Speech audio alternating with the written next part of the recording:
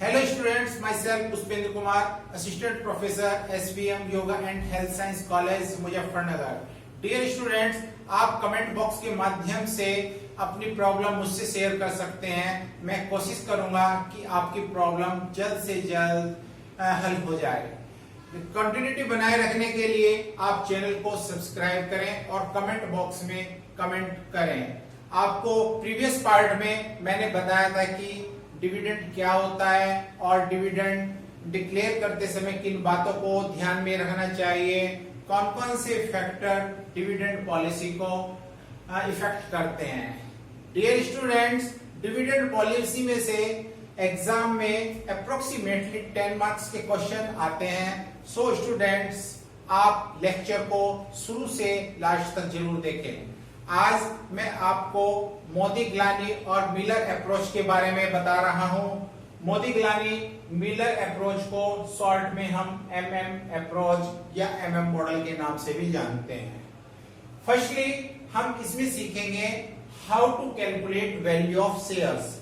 हम अंश का मूल्य किस प्रकार से कैलकुलेट कर सकते हैं। First, P0 equal to D1 plus P1 upon 1 plus CR। P0 का मतलब होता है वर्ष के शुरू में अंश का जो मूल्य होता है उसे हम P0 से डिनोट करते हैं। P0 equal to market price at the beginning. P1 equal to market price at the end of period. CR capitalisation rate of the firm. D1 dividend per shares. यदि क्वेश्चन में वर्ष के प्रारंभ में अंश के मूल्य कैलकुलेट कराया हो तो हम ये फर्स्ट फॉर्मूला लगाएंगे। सेकंड, यदि वर्ष के अंत में अंश का मूल्य कैलकुलेट कराया हो तो P1 equal to P0 1 plus CR minus dividend.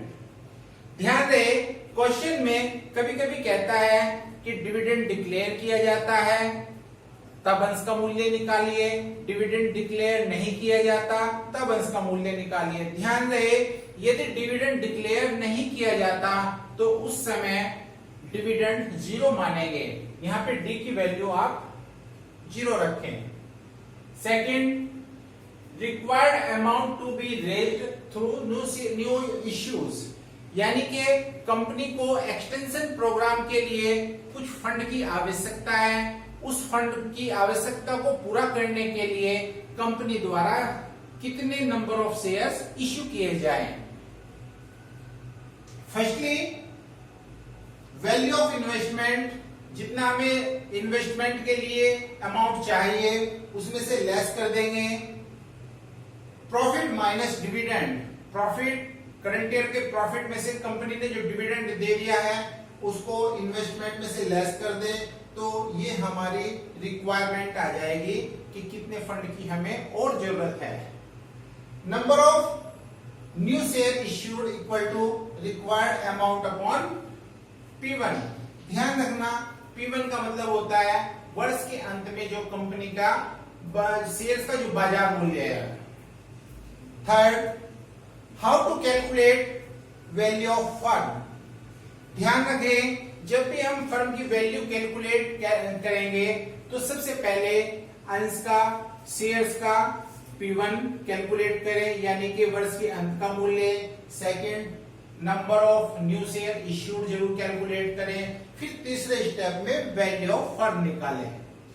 Value of the firm equal to value of total shares minus bracket investment minus earning upon 1 plus CR। I यानी कि इन्वेस्टमेंट, जितने फंड की हमें एक्सटेंशन प्रोग्राम के लिए जरूरत है। E earning, current year में कंपनी का कितना प्रॉफिट है।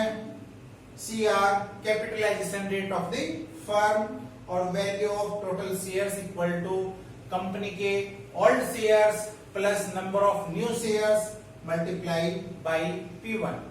P1 मीन्स कंपनी के जो वर्ष के अंत में बाजार मूल्य है वो। आशा करता हूं कि आज का लेक्चर आपकी समझ में आया होगा। धन्यवाद।